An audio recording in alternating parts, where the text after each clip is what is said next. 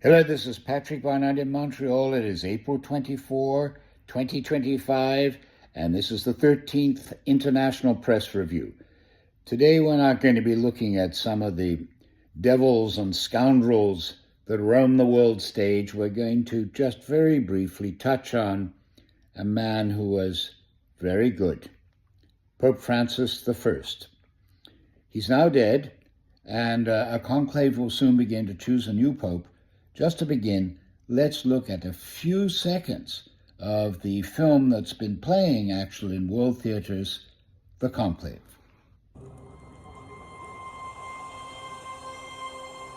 The Pope is dead. The throne is vacant.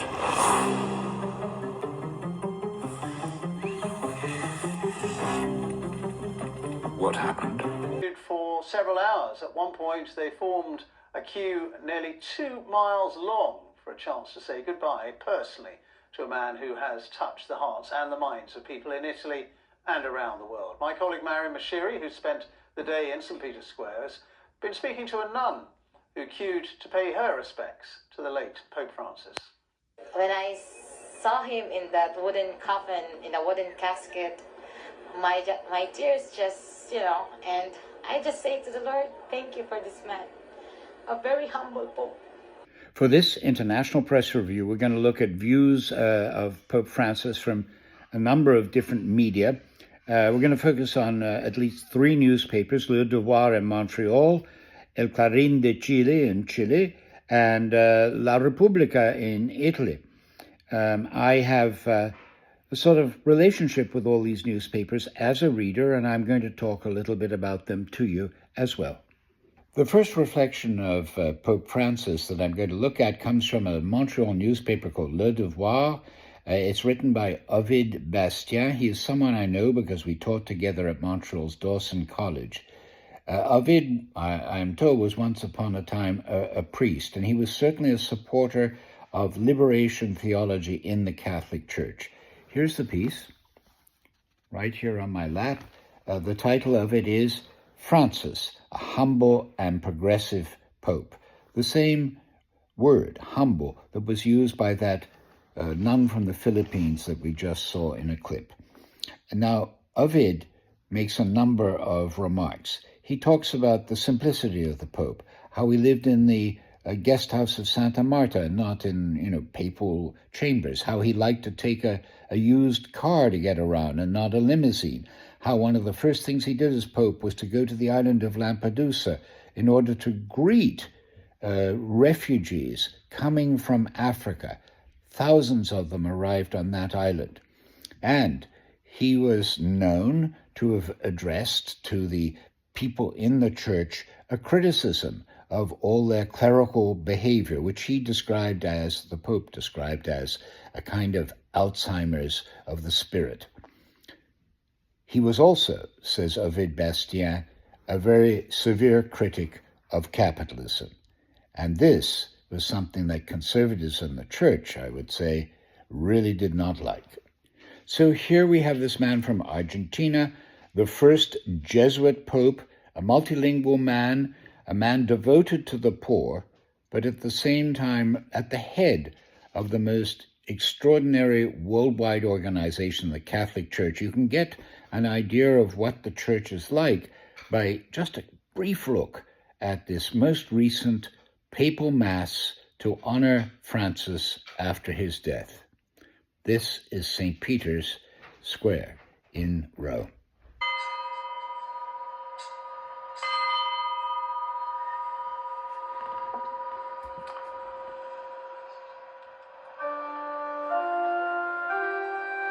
Mysterium Fidei.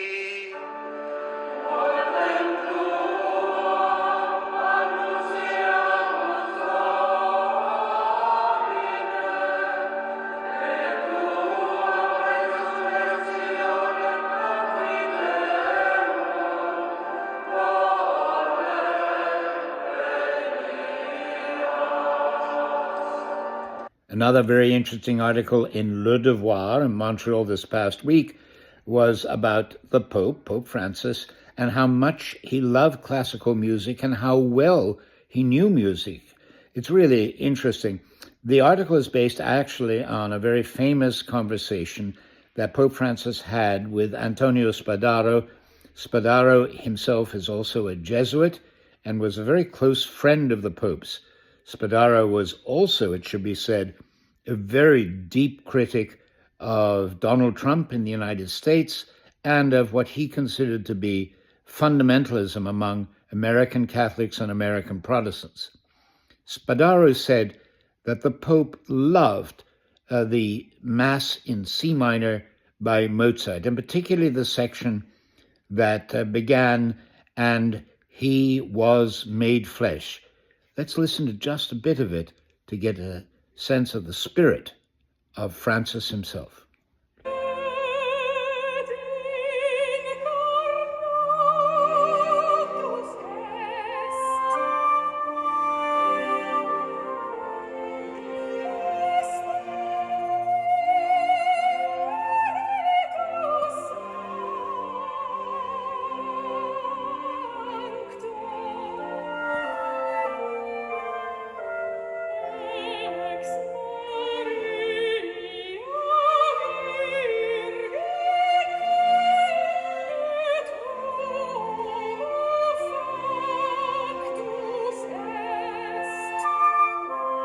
This bit of Mozart's music that Pope Francis likes so much ends with a Latin phrase, et homo factus est, and he, Jesus, God, was made human.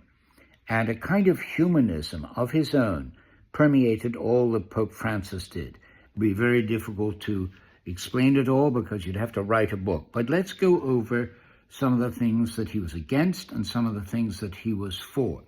He was against rapacious capitalism. He was against war. He was against nuclear weapons. He was against injustice. He was against the death penalty. He was for the environment. He was for the poor. He was for the Palestinian people. He was for refugees and migrants. He was for peace. And when he came to Canada, he apologized to its indigenous peoples for very great crimes committed by the church against those people. Pope Francis was born in Buenos Aires, Argentina. Jorge Mario Bergoglio was his name. He was an extraordinary and all-too-human man himself, full of contradictions. During the Dirty War in Argentina, he was in the church, and he was rather silent, rather quiet, rather accommodating, and yet many people said that he had worked to save their lives. It was a time of controversy for him. Later on, he apologized for the failure of the church really to act more strongly against the generals in Argentina. One of the best pungent commentaries that I found about Pope Francis appeared in the Chilean newspaper El Clarín de Chile. That's of symbolic importance because El Clarín de Chile was a favorite newspaper of mine when I was in that country many, many years ago. Then it was closed down by the military dictatorship there and has only recently opened in what you might call the modern period of Chile. The piece is by a man called Marcello Trivelli. He's an anti-poverty activist in Chile and elsewhere. And the title of his piece is The Great Turn Brought About by Pope Francis. And Mr. Trivelli makes the point that Pope Francis did not change institutions. In that sense, he was quite conservative. Instead, he brought about, quote, a profound change of tone, of language, and of priorities, unquote. And Mr. Trivelli puts great emphasis upon what he calls changing the center of gravity of the church and moving it to the margins, to the outcasts, to the forgotten, to the migrants, to the poor. It's that turn of mind that Francis created within the church. But will this new turn of mind for the Catholic Church be permanent? Will it be continued by the new Pope who will soon be elected? Mr. Trivelli from Chile pointed out in his El Clarín commentary that according to him, about 80% of the people who will be voting for the new Pope are themselves appointments of Pope Francis. Pope Francis was a contradictory man. He was not a follower of liberation theology, and yet it influenced him greatly. He was not a materialist or a Marxist, and yet Marxism gave him some of the lenses that he used for his preference for the poor and the oppressed. There's a wonderful conversation between him and a man called Eugenio Scalfari. Scalfari was an Italian journalist, the editor-in-chief of La Repubblica, a Rome newspaper which was the favorite newspaper of Pope Francis. And they had a conversation together which was published, the first of many conversations, and it gives you a terrific view of this Pope. The two men, the atheist newspaper editor Scalfari and Pope Francis, the man of faith, really liked each other. And that long interview that was published, the first in their dialogue in La Repubblica, reveals a great deal about the Pope. Scalfari liked to talk about his friend as a kind of dual person, part Jesuit and part St. Francis. And at one point, the Pope described an important figure in his early youth. I also had a teacher, he said, quote, for whom I had a lot of respect and developed a friendship and who was a fervent communist. She often read Communist Party texts for me and gave them to me to read. So I also got to know those very materialistic conceptions. The woman I'm talking about was later arrested, tortured, and killed by the dictatorship then ruling Argentina. Close quote. That's an amazing kind of picture of the influences that have shaped Pope Francis. And at the end of that interview, Scalfari said something really interesting. This is Pope Francis, he wrote. If the church becomes like him and becomes what he wants it to be, it will be an epochal change. This is Patrick Barnard in Montreal with the International Press Review and a brief portrait of Pope Francis.